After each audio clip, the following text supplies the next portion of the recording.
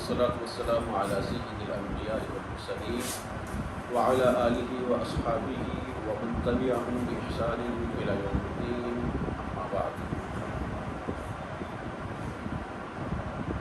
ہماری بات چل رہی تھی کہ روحانی بیماریوں کے علاج کے سلسلے میں، اور یہ بات ہوئی تھی کہ ہر بیماری کی کوئی نہ کوئی دوا ہوتی ہے، اور جو روحانی بیماریاں ہیں ان کی بھی دوا ہے۔ تو ان بیماریوں کے علاج کے لیے جو سب سے بہترین طریقہ کار ہے، سب سے بہترین جو حربہ ہے وہ دعا ہے، اللہ رب العزت سے دعا کرنا۔ اور یہ بات بھی ہوئی تھی کہ سب سے پہلے تو تشخیص کی ضرورت ہے، سمجھنے کی ضرورت ہے کہ ہمیں واقعتاً علاج کی ضرورت ہے۔ اگر ہمیں یہ احساس ہو جاتا ہے، پتہ چل جاتا ہے کہ ہمیں یہ بیماری ہمارے اندر موجود ہے، یہ کوتاہی، یہ کمی ہمارے اندر موجود ہے، جس کی بنا پر ہمیں عبادات میں لذت نہیں مل رہی، جس کی وجہ سے اللہ رب العزت سے تعلق مضبوط نہیں ہو رہا، تو پھر ہمیں اس کے علاج کی فکر ہوگی۔ اگر ہمیں یہ احساس ہی نہ ہو کہ ہم بیمار ہیں تو پھر ظاہر ہے ہم علاج بھی نہیں کر پائیں گے۔ اور دعا کے بھی یہی ہوتا ہے کہ جس قدر زیادہ الحاح کے ساتھ، اصرار کے ساتھ، اضطرار کے ساتھ، ضرورت کو سمجھتے ہوئے عاجزی انکساری کے ساتھ دعا کیجیے، اتنی ہی اللہ رب العزت دعا کو زیادہ قبول کرتی ہے۔ تو ہم نے پچھلے درس میں کچھ اوقات کا ذکر کیا تھا کہ یہ اوقات ہیں جن کے اندر دعا زیادہ قبول ہوتی ہے۔ تو اگر میں آپ لوگوں سے پوچھنا چاہوں تو آپ مجھے بتائیں گے؟ ہر ساتھ کے ایک وقت بتا دیں۔ بارش کے وقت کی دعا قبول ہوتی ہے۔ نمبر 2، جمعے والے دن دعا قبول ہوتی ہے۔ جمعے والے دن 2 اوقات ہیں دعا کی قبولیت۔ ایک جب امام ممبر پر بیٹھتا ہے اس وقت سے لے کر جب تک نماز کے لیے ممبر سے اتر نہیں آتا، بلکہ نماز کے بعد تک، یہ دعا کی قبولیت کا وقت ہے جمعے والے دن۔ اور ایک جمعے والے دن عصر کے بعد وقت دعا کی قبولیت کا، خاص دعا کی قبولیت کا وقت ہے، عصر کے بعد سے لے کر مغرب تک کا۔ اچھا جی، 3 وقت ہو گیا۔ اور جی آپ بتائیں؟ اذان اور تکبیر کے درمیان جو دعا کی قبولیت کا وقت ہے۔ ایک فرضی نماز کے بعد یہ دعا کی قبولیت کا وقت ہے۔ ٹھیک ہو گیا۔ اچھا، کوئی آپ کے ذہن میں کوئی اور اسباب ہو دعا کی قبولیت کے، جنہیں ہم اختیار کر کے دعا کی قبولیت کے امکانات کو بڑھایا جا سکتا ہے؟ ایک ایک کر کے بتائیں۔ اپنے نیک کاموں کا وسیلہ دے کر۔ ٹھیک ہے جی،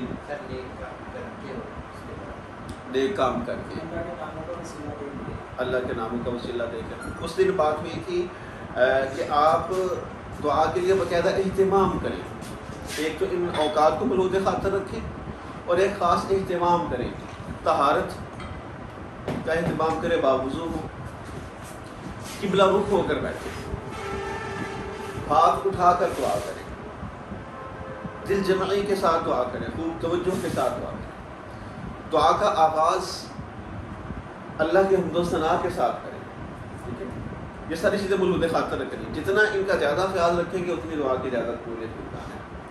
اللہ کے حمد و ثنا کے ساتھ آغاز کریں، پھر استغفار کریں، اپنے گناہوں کی معافی مانگیں، کیونکہ جو گناہ ہیں وہ بھی دعا کی قبولیت میں رکاوٹ بنتے ہیں۔ باقاعدہ کچھ گناہوں کا ذکر ہے، جو بندہ یہ گناہ کرتا ہے اللہ تعالیٰ اس کی دعا قبول نہیں کرتے۔ گناہوں کو یاد کر کے ان کی معافی اللہ سے طلب کی جائے، استغفار کیا جائے۔ ٹھیک ہے، اور درود شریف کا اہتمام، کثرت کے ساتھ درود شریف پڑھا جائے۔ تو یہ ساری چیزیں ہیں جن کا اہتمام کیا جائے تو دعا کی قبولیت کا امکان بڑھ جاتا ہے۔ اسی طرح سے جیسا کہ آپ نے کہا کہ نیکی کرنے کے بعد تو دعا سے پہلے صدقہ خیرات کیا جائے، اللہ کے راہ میں کچھ نہ کچھ دیا جائے، اس سے بھی جو ہے وہ دعا کی قبولیت پر اثر پڑے گا، اس کے امکانات بڑھ جائیں گے۔ اچھا، آج ہم گفتگو کریں گے، جیسا کہ آپ نے بات کی ہے کہ اللہ تعالیٰ کے اسماء و صفات کا وسیلہ دیا جائے۔ ایک بات تو یہ یاد رکھیے کہ وسیلے کا حکم ہے، قرآن پاک میں ہے یا ایھا الذین آمنوا اتقوا اللہ وابتغوا الیہ الوسیلہ، ایمان والو اللہ سے ڈر جاؤ اور اللہ تک پہنچنے کا وسیلہ تلاش کرو۔ اب اس وسیلے سے کچھ لوگ غلط معنی مراد لیتے ہیں اور وہ مثالیں دیتے ہیں کہ جناب جس طرح سے چھت پر چڑھنے کے لیے وسیلے کی ضرورت ہوتی ہے، سیڑھی کی ضرورت ہوتی ہے، سیڑھی کے بغیر آپ چھت پر نہیں پہنچ سکتے، اسی طرح سے اللہ تک پہنچنے کے لیے آپ کو کسی شخصیت کے وسیلے کی ضرورت ہے۔ آپ ڈائریکٹ اللہ سے ملاقات یا اللہ کو اپنی بات نہیں سنا سکتے۔ اللہ بہت بلند ہے کہ وہ ڈائریکٹ آپ کے بات، کچھ لوگ اس طرح کی باتیں کرتے ہیں، حالانکہ ہم نے تو قرآن و حدیث کو دیکھنا ہے نا۔ اگر اللہ تک پہنچنے کے لیے اس طرح کے وسیلے کی ضرورت ہے کہ ڈائریکٹ آپ کی بات کو اللہ نہیں سنتے، آپ نے کسی شخصیت کا وسیلہ لے کر آنا ہے، تو پھر اس کا کیا مطلب ہے کہ وَنَحْنُ أَقْرَبُ إِلَيْهِ مِنْ حَبْلِ الْوَرِيدِ، کہ ہم انسان سے اس کی شاہ رگ کے بھی قریب ہیں۔ پھر اس کا کیا مطلب ہے کہ اللہ تعالیٰ کہتے ہیں کہ ادعونی استجب لکم، مجھے پکارو، مجھ سے مانگو، میں تمہاری دعا کو قبول کروں گا۔ تو یاد رکھیے کسی الگ شخصیت کو کسی اور بندے کا درمیان میں وسیلہ لانے کی ضرورت نہیں ہے۔ ہم نے ڈائریکٹ اللہ تک جو ہے وہ رسائی حاصل ہر بندہ کر سکتا ہے، اور اللہ رب العزت انسان سے یہی چاہتے ہیں کہ وہ بغیر کسی اور کے واسطے سے میرے پاس آئے۔ تو پھر اس وسیلے سے کیا مراد ہے جو اللہ کہتے ہیں کہ اتقوا اللہ وابتغوا الیہ الوسیلہ، کہ اللہ سے ڈرو اور اس تک پہنچنے کا وسیلہ تلاش کرو۔ وہ وسیلہ اپنے اعمال کا وسیلہ ہے، ٹھیک ہے؟ جیسے کہ آپ کو یاد ہوگا وہ 3 بندے غار میں پھنس گئے تھے، تو انہوں نے جب اللہ سے دعا کی تھی تو انہوں نے وسیلہ کسی شخصیت کا نہیں دیا تھا، انہوں نے وسیلہ اپنے اعمال کا دیا تھا، اپنی نیکیوں کو یاد کیا تھا۔ ایک بندے نے کہا کہ اے اللہ میری یہ نیکی تھی، میری جتنی نیکیاں ان میں سے مجھے لگتا ہے یہ سب سے بڑی نیکی، اگر تیرے یہاں قابل قبول ہے تو ہمیں اس مصیبت سے نجات دے دے۔ سراغ تھوڑا سا کھل گیا۔ دوسرے بندے نے اپنی ایک نیکی کا تذکرہ کیا، تیسرے بندے نے اپنی نیکی اپنے اعمال کا وسیلہ دیا، ٹھیک ہے؟ ایک وسیلہ یہ ہے، اور دوسرا وسیلہ اللہ تک پہنچنے کا، اللہ کے قرب کے وصول کا، وہ ہے اللہ رب العزت کے اسماء اور صفات کا وسیلہ لینا۔ اے اللہ میں تیری اس صفت کا وسیلہ دیتا ہوں۔ ہم اپنے گناہوں کی معافی چاہتے ہیں، اے اللہ ہم تیرے غفور الرحیم ہونے کا وسیلہ دیتے ہیں تجھے، اس وسیلے سے تجھ سے مانگتے ہیں، ٹھیک ہے؟ تو عطا کرنے والا ہے، تو معاف کرنے والا ہے، تو دینے والا ہے، تو ہمارا رب ہے، تو ہمارا پالنے والا ہے، تو ہمارا خالق ہے۔ ان صفات کا وسیلہ دیتے ہیں۔ تو اللہ تعالیٰ کی اسماء اور اللہ تعالیٰ کی صفات کا وسیلہ، اسماء حسنی 99 نام اللہ رب العزت کے جو ہمیں آقا علیہ الصلوۃ والسلام نے سکھلائے ہیں وہ بھی یاد کیے جائیں، ان ناموں کے ساتھ اللہ کو پکارا جائے، یا رحمان، یا رحیم، یا کریم، یا ذوالجلال والکرام، یا حی، یا قیوم، ٹھیک ہے؟ تو وہ 99 نام یاد کر لیے جائیں اور ان ناموں کے ساتھ اللہ کو پکارا جائے، ان صفات کے ساتھ اللہ کو پکارا جائے، یہ بھی ایک وسیلہ ہے۔ اور اسی طرح سے ایک اسم اعظم ہے، اسم اعظم۔ اسم اعظم کے بارے میں ہے، آقا علیہ الصلوۃ والسلام فرماتے ہیں کہ جو بندہ اسم اعظم کے وسیلے سے اللہ سے مانگتا ہے تو پھر کیا ہوتا ہے کہ جو بندہ اسم اعظم کے وسیلے سے مانگتا ہے، جو مانگتا ہے اس کو ملتا ہے، اور اس کی دعا جو ہے وہ اللہ تعالیٰ قبول کرتی ہے۔ آج ہم نے دیکھنا ہے کہ اسم اعظم کیا ہے۔ اسم اعظم کے بارے میں کچھ احادیث ہیں، وہ میں آپ کے سامنے رکھوں گا۔ ان احادیث میں اسم اعظم کا صحیح احادیث کی روشنی میں تذکرہ کیا گیا ہے۔ پہلے نمبر پر یہ ہے، یہ میں آپ کے سامنے وائٹ بورڈ پر لکھ رہا ہوں تاکہ آپ کو جو ہے دونوں وسائل، کان بھی استعمال ہوں اور آنکھیں بھی استعمال ہوں، یاد کرنے میں آسانی ہو۔ پھر میں واٹس ایپ بھی آپ کے ساتھ شیئر کر دوں گا، تو اس کو آپ لوگ یاد کریں گے۔ یہ جو اسم اعظم ہے، جن جن الفاظ کو اللہ کے نبی نے اسم اعظم قرار دیا ہے، ان کو ہم کیا کریں گے؟ یاد کریں گے، اور اپنی دعاؤں کے اندر ان کے ذریعے اللہ سے مانگیں گے۔ تو ایک اسم اعظم یہ حضرت عبداللہ بن بریدہ ہیں رضی اللہ تعالیٰ عنہ، وہ اپنے باپ سے بیان کرتے ہیں کہ اللہ کے رسول صلی اللہ علیہ وسلم نے ایک آدمی کو سنا تو وہ ان الفاظ سے دعا کر رہا تھا، اللہم انی اسألک بانی اشہد انک انت اللہ لا الہ الا انت الاحد الصمد الذی لم یلد ولم یولد ولم یکن لہ کفوا احد۔ اللہ کے نبی نے اس بندے کو ان الفاظ کے ساتھ دعا کرتے ہوئے سنا تو آپ نے فرمایا، لقد سأل اللہ بالاسم الذی اذا سئل به اعطى واذا دعی به اجاب۔ کہ اس بندے نے اللہ کے اس نام کے واسطے سے اللہ سے مانگا ہے کہ اس نام کے واسطے سے جب مانگا جائے تو اللہ عطا کرتے ہیں، جب دعا کی جائے تو اللہ دعا کو قبول کرتے ہیں۔ تو یہ میں الفاظ یہاں پر لکھ دیتا ہوں۔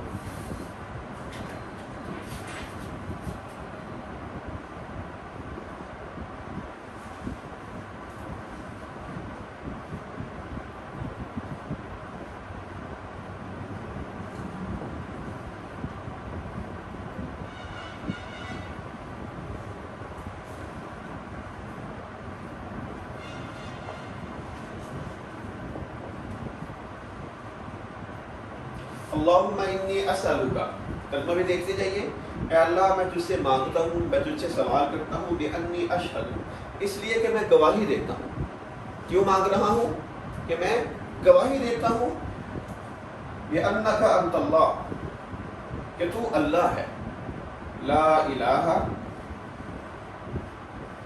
الا انت، تیرے علاوہ کوئی معبود نہیں، الاحد، تو اکیلا ہے، الصمد، بے نیاز ہے، الذی لم یلد ولم یولد،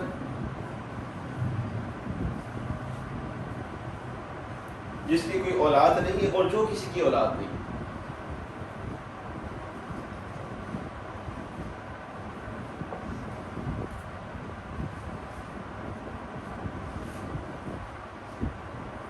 وَلَمْ يَكُنْ لَهُ كُفُوًا أَحَدٌ، اور اس کا کوئی برابر اور ہمسر نہیں۔ دیکھیے آپ ذرا اٹینشن کے ساتھ ان الفاظ پر غور کریں تو خود بخود ہی ایک خاص کیفیت پیدا ہو جاتی ہے۔ اے اللہ میں تجھ سے اس لیے سوال کر رہا ہوں، میں تجھ سے اس لیے مانگ رہا ہوں کہ میں گواہی دیتا ہوں کہ تو اللہ ہے، تجھے اللہ مان رہا ہوں، میں گواہی دیتا ہوں، اس لیے میں تجھ سے مانگ رہا ہوں، میں تیرے علاوہ کسی کو اللہ مانتا ہی نہیں، تو پھر میں تیرے علاوہ اور کس سے مانگوں؟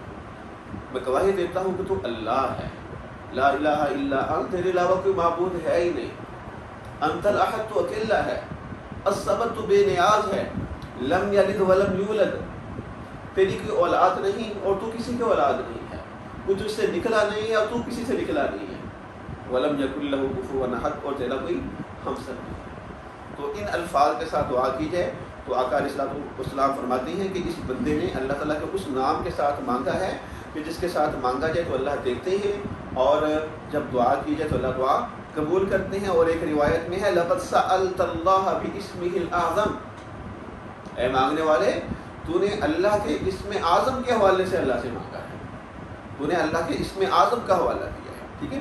تو ایک یہ دعا ہے جسے اس روایت کے اندر اسم اعظم قرار دیا گیا ہے۔ اسی طرح سے ایک اور روایت ہے،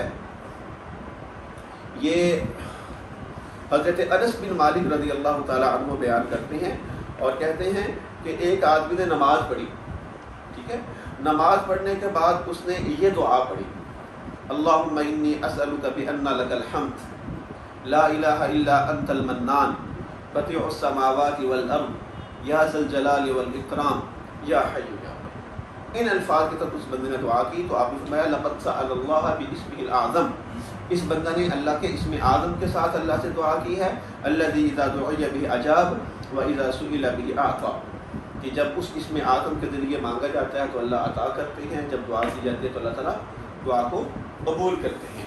تو وہ کیا الفاظ ہیں؟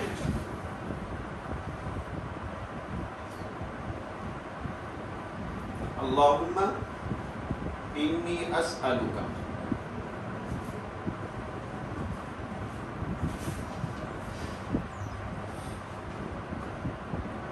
بأن لک الحمد، اے اللہ میں تجھ سے سوال کرتا ہوں بأن لک الحمد، اس لیے کہ تو ہی تعریف کے لائق ہے، ساری تعریف ہے ہی تیرے لیے، لا الہ الا انت،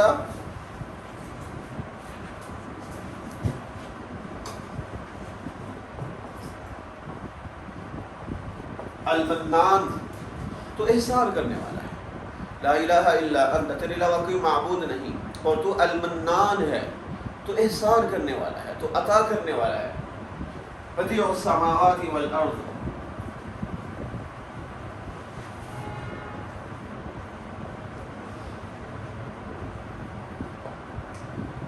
آسمان و زمین کو بغیر کسی مثال کے نئے سرے سے بنانے والا ہے۔ دیکھیں، تخلیق کچھ بنانا، اس میں کئی صورتیں ہو سکتی ہیں۔ ایک صورت یہ ہے کہ پہلے سے ایک مثال موجود ہے، اس کو دیکھ کر میں بنا لیتا ہوں، وہ بھی ایک کریشن ہے، کچھ بنایا ہے ہم نے۔ اور ایک یہ ہے کہ پہلے سے مثال تو موجود نہیں ہے، لیکن میں اپنے ذہن کو استعمال کرتے ہوئے بغیر مثال کے بناتا ہوں، لیکن ظاہر میٹیریل اس کے لیے موجود ہے، اس کو ہم ایجاد کا نام دیتے ہیں۔ میٹیریل تو کم از کم موجود ہوتا ہے، لیکن پھر ہم ایک نئی چیز بنا دیتے ہیں، ٹھیک ہے۔ لیکن اللہ رب العزت بدیع ہے۔ بدیع کا مطلب ہوتا ہے کہ بغیر کسی مثال کے اور بغیر میٹیریل کے۔ آسمان و زمین کا وجود ہی نہیں تھا، میٹیریل بھی نہیں تھا، ٹھیک ہے۔ تو بدیع السماوات والارض، تو آسمان و زمین کو نئے سرے سے بنانے والا ہے۔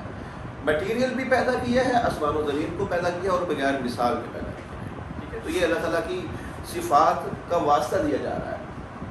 بدیع السماوات والارض یا ذا الجلال والاکرام،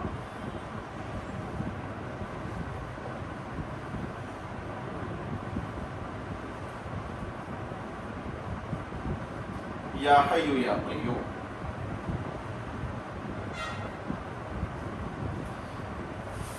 یا ذا الجلال والاکرام، اے عزتوں والے، اے بزرگی والے، ذا الجلال عظمت والے، بڑائی والے، والاکرام اے کرم کرنے والے، بخشش دینے والے، عطا کرنے والے، یا حی اے زندہ۔ حی کا لفظ یہ بھی اپنا اندر خاص معنی رکھتا ہے کہ ہر چیز ہم سمجھتے ہیں کہ زندہ ہے، لیکن اللہ رب العزت کی ذات کے لیے جس طرح حیات میں کمال حاصل ہے، ویسے کسی چیز کو نہیں ہے۔ ہر کائنات کے ہر چیز کی زندگی اللہ تعالیٰ کی دی ہوئی ہے، وہ اللہ کی مخلوق ہے، اور کائنات کے ہر چیز نے ایک وقت آنا ہے، ختم ہو جانا ہے، لیکن اللہ تعالیٰ کی زندگی ایسی ہے کہ وہ کسی کی مرہون منت نہیں ہے، اور وہ ابد سے ہے، ازل سے ہے اور ابد تک ہے۔ اس کی کوئی انتہا نہیں ہے اور کوئی اس کی ابتدا نہیں۔ تو اصل حی اللہ رب العزت کے ذات ہے۔ پھر وہ قیوم ہے۔ قیوم کا کیا مطلب؟ کہ وہ خود اپنے آپ میں قائم ہے، کوئی اس کو قائم رکھنے والا نہیں ہے۔ کائنات کی ہر چیز کسی نہ کسی واسطے سے قائم ہے، ٹھیک ہے، اور بہت سے وسائل کی ضرورت ہے، بہت سی ان کو حاجات ہیں، وہ قائم نہیں رہ سکتے، ٹھیک ہے۔ ہمیں کئی چیزوں کی ضرورت ہے، ہمیں سانس کی ضرورت ہے، ہمیں کھانے کی ضرورت ہے، ہمیں پینے کی ضرورت ہے، اور سب سے بڑی بات اللہ رب العزت کا جب تک حکم ہے تب تک یہاں زندہ ہے، ختم، ٹھیک ہے۔ لیکن اللہ تعالیٰ قیوم قائم ہے، اور نہ صرف خود قائم ہے، قیوم کے اندر یہ بھی ہے قائم رکھنے والے بھی ہیں۔ کائنات کی ہر چیز اللہ رب العزت کے حکم سے قائم ہے۔ ایسا نہیں ہے کہ اللہ تعالیٰ نے بنا کر چھوڑ دیا اب ساری سب کچھ قائم ہے، نہیں، ایک ایک لمحے کے لیے وہ اللہ رب العزت کی محتاج ہے۔ ان اللہ یمسک السماوات والارض ان تزولا، اللہ تعالیٰ آسمان و زمین کو السلام پکڑے ہوئے ہیں، زمین و آسمان کو اللہ تعالیٰ تھامے ہوئے ہیں، یہ کہیں ہل نہ جائیں، زائل نہ ہو جائیں۔ ولا ان زالتا ان امسکہما من احد من بعدہ، اگر اللہ تعالیٰ ان کو چھوڑ دے تو کوئی ان کو روک نہیں سکتا، قائم نہیں رکھ سکتا۔ تو ان ساری چیزوں کو دعا کرتے ہوئے اللہ تعالیٰ کی ان صفات کو، اللہ تعالیٰ کے اس مقام اور مرتبے کو ذہن میں لاتے ہوئے جب دعا کی جائے گی تو اس قبولیت کے امکان آپ خود سمجھتے ہیں کہ بڑھ جائیں گے۔ تو دوبارہ پھر دیکھیے، اللہم انی اسألک بأن لک الحمد، اے اللہ میں تجھ سے مانگتا ہوں، کیوں مانگتا ہوں؟ کہ تو ہی قابل تعریف ہے، تیری تعریف کرتا ہوں، تعریف کے قابل صرف تو ہی ہے، لا الہ الا انت، تیرے علاوہ کوئی معبود نہیں ہے، المنان، تو عطا کرنے والا ہے، تو دینے والا ہے، تو احسان کرنے والا ہے۔ احسان یہ ہوتا ہے کہ کسی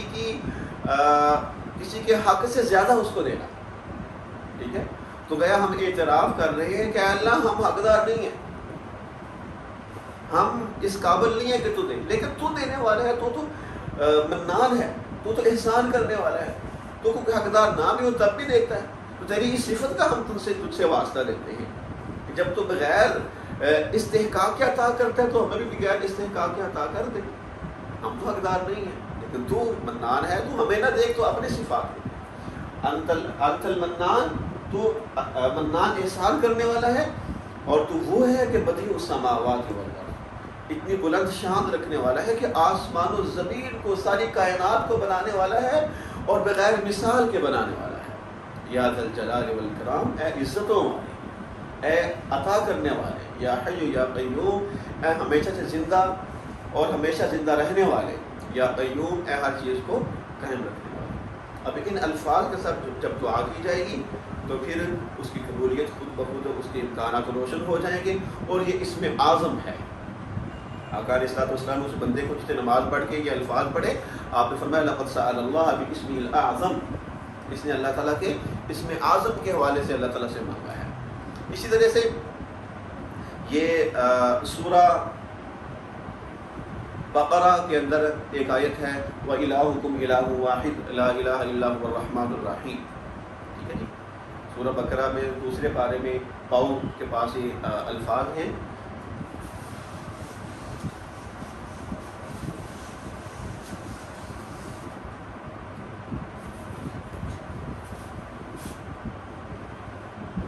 وَإِلَٰهُكُمْ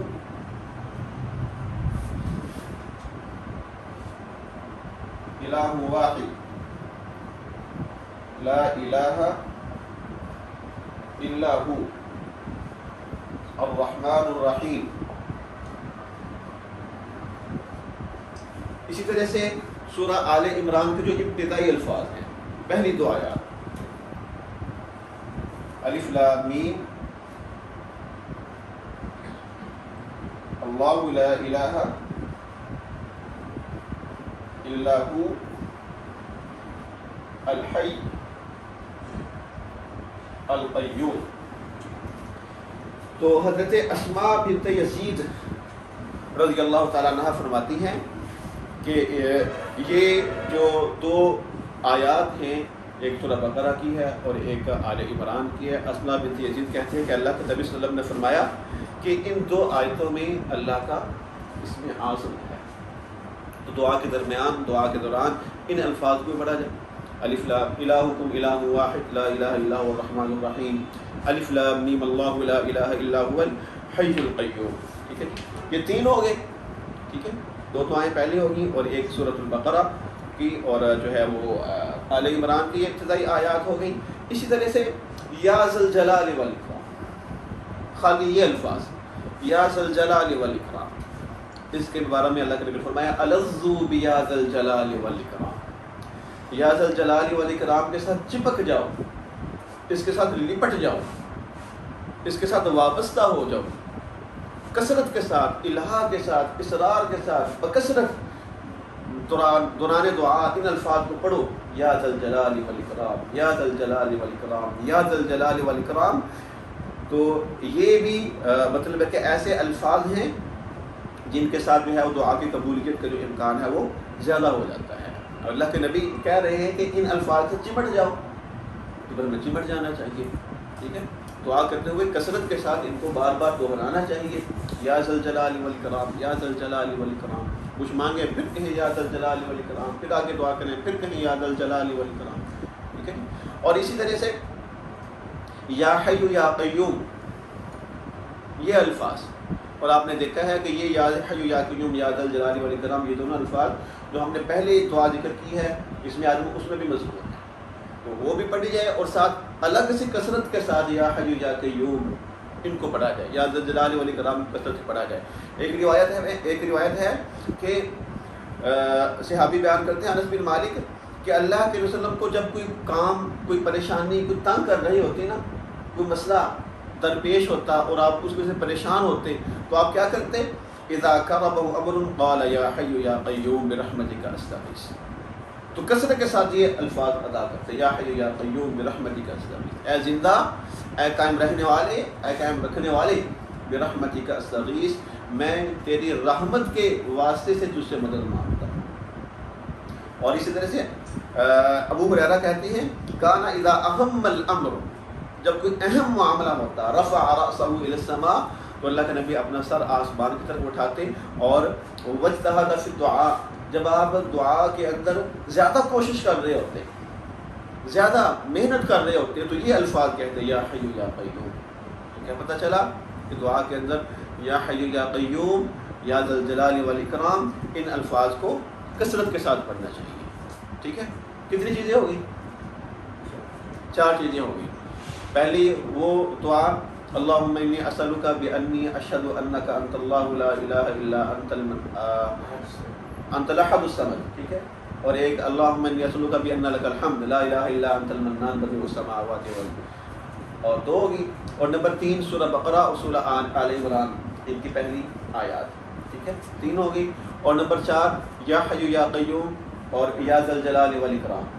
یا حی یا قیوم بھی ساتھ برحمتک استغیث بھی شامل کیا جا سکتا ہے. ٹھیک ہے, اور اسی یا حی یا قیوم کے بارے میں حضرت ابو ہریرہ رضی اللہ تعالیٰ عنہ بیان کرتے ہیں کہ اسم اللہ الاعظم, بلکہ اللہ کے رسول نے فرمایا, ابو ہریرہ رضی اللہ تعالیٰ عنہ اللہ کے رسول سے بیان کرتے ہیں, مرفوع حدیث ہے کہ آپ نے فرمایا کہ جو اللہ کا اسم اعظم ہے وہ 3 صورتوں میں ہے, سورہ بقرہ, سورہ آل عمران اور سورہ طٰہٰ. ٹھیک ہے, ابو ہریرہ کہتے ہیں کہ میں نے پھر ان تینوں صورتوں کا مطالعہ کیا, پڑھا سارا 3 صورتوں کو, کہاں ہو سکتا ہے. تو میں نے دیکھا کہ یا حی یا قیوم جو ہے نا, الحی القیوم, یہ اللہ کا اسم اعظم ہے. یہ تینوں صورتوں کے اندر موجود ہے, سورہ آل عمران میں بھی, سورہ بقرہ میں بھی اور سورہ طٰہٰ میں بھی. اور کوئی الفاظ نہیں ہے جو ان تینوں صورتوں کے اندر ہوں. تو وہ کہتے ہیں تو پھر مجھے یہی پتہ چلا کہ جو یا حی یا قیوم کے الفاظ ہیں یہ اللہ کا اسم اعظم ہے. اچھا, اور 5ویں چیز وہ ہے, ہمیں دعا یاد ہی ہے, لا الہ الا انت سبحانک انی کنت من الظالمین. اس کو بھی اللہ کے نبی نے اسم اعظم قرار دیا ہے. 3-4 روایات ہیں اس بارے میں. ایک سعد بن ابی وقاص رضی اللہ تعالیٰ عنہ کی روایت ہے, کہتے ہیں کہ اللہ نے فرمایا دعوت ذی النون اذا دعا وهو فی بطن الحوت, مچھلی والے کی دعا جب انہوں نے اللہ کو پکارا جبکہ وہ مچھلی کے پیٹ میں تھے, لا الہ الا انت سبحانک انی کنت من الظالمین. اللہ کے نبی فرماتے ہیں انہ لم یدعو بها مسلم فی شیء قط الا استجاب اللہ له. ان الفاظ کے ساتھ جب بھی کوئی مسلمان دعا کرتا ہے اللہ تعالیٰ اس کی دعا کو قبول کرتے ہیں. تو گویا لا الہ الا انت سبحانک انی کنت من الظالمین یہ بھی وہ الفاظ ہیں جو اسم اعظم جنہیں کہا جا سکتا ہے, بلکہ اسم اعظم اللہ کے نبی نے ان کو کہا ہے, اور ان الفاظ کے ساتھ بھی دعا قبول ہوتی ہے. اسی طرح ایک روایت میں ہے الا اخبرکم بشیء اذا نزل برجل منکم امر مهم فدعا به یفرح اللہ عنہ دعاء ذی النون. آپ فرماتے ہیں تمہیں ایک چیز بتاؤں, اللہ کے نبی فرماتے ہیں صحابہ کو تمہیں ایک چیز بتلاؤں, جب بھی تم میں سے کسی بندے کو مصیبت آئے, کوئی تکلیف آئے, کوئی پریشانی آئے, تو وہ کیا کرے, فدعا به, اور وہ ان الفاظ کے ساتھ دعا کرے, لا الہ الا انت سبحانک انی کنت من الظالمین یفرح اللہ عنہ, تو اللہ تعالیٰ اس سے اس مصیبت کو ڈال دیں گے. اور آپ نے فرمایا وہ ہوا دعاء ذی النون, وہ مچھلی والے کی دعا, حضرت یونس علیہ السلام کی دعا. اس طرح ایک اور بھی ہے هل ادلکم علی اسم اللہ الاعظم دعاء یونس. آپ فرماتے ہیں کیا تمہیں اللہ کے اسم اعظم کے بارے میں بتاؤں, وہ ہے دعا یونس, یونس علیہ السلام کی دعا. تو یہ 5 چیزیں, کچھ چیزیں اور بھی ہیں لیکن آج کے سبق میں آپ ان 5 چیزوں کو یاد رکھیں اور ان کو دعا یاد بھی کریں, اور دعا کے اندر اہتمام کے ساتھ ان کو شامل کریں. ٹھیک ہے, تو میں واٹس ایپ گروپ میں بھی آپ کے ساتھ شیئر کر دوں گا. دعا اللہ رب العزت ہمیں دعا کرنے کی, بکثرت دعا کرنے کی اور ان اصولوں کے مطابق دعا کرنے کی توفیق دے جو اللہ نے, اللہ کے رسول نے ہمیں سکھلائی.